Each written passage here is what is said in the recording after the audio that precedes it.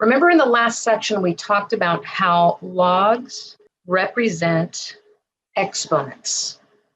So when we're talking about these properties, they're going to follow along some of the exponent rules that we already know. Some of these properties we've already alluded to in the previous section with our examples. Number one here, log of any arbitrary base b of an argument of 1 will always be 0. That's because anything to the 0 power is 1. If the base and the argument are the same, that will equal 1.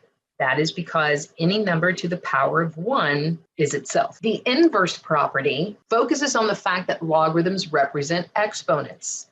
B to what power will give us m? Well, b is being taken to that power, therefore it gives us m. So these two bases must be the same. Likewise, if that base is within the argument, it equals r.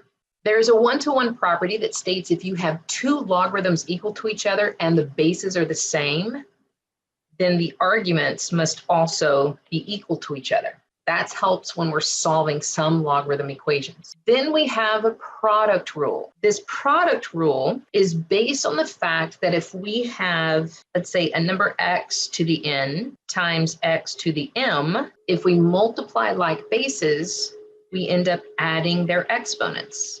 The same is true of the logarithm. If the arguments are being multiplied, we can split them up as log base b of the first argument plus log base b of the second argument. Likewise, with the quotient rule, if we had x to the power of n divided by x to the power of m like bases, then we would keep that base and subtract the exponents. So when we're dealing with logarithms, we can split up an argument that's being divided using subtraction.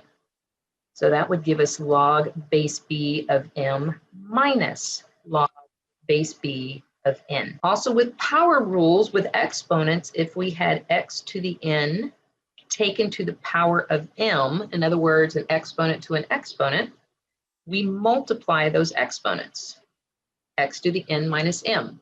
Logarithms follow the same format. If you have log base b of an argument m to the r, we can take that exponent and move it to the front and multiply that r times that logarithm that's representing an exponent of an argument m. Put an asterisk by this one or maybe highlight it. We're going to use this one a lot when solving exponential functions. This guy, just like the Pythagorean was the granddaddy in trig, this power rule here is kind of a granddaddy when we're solving exponential functions. It's the only way to get an exponent out of the exponent position. Last but not least, we have a change of base formula, log base b of m. And I realize some of your calculators now actually do different bases other than just common log and natural log. But the change of base formula you can do on any scientific calculator. It is the common log of your argument divided by the common log of your base. We can also use natural logarithm. It gives us the same ratio.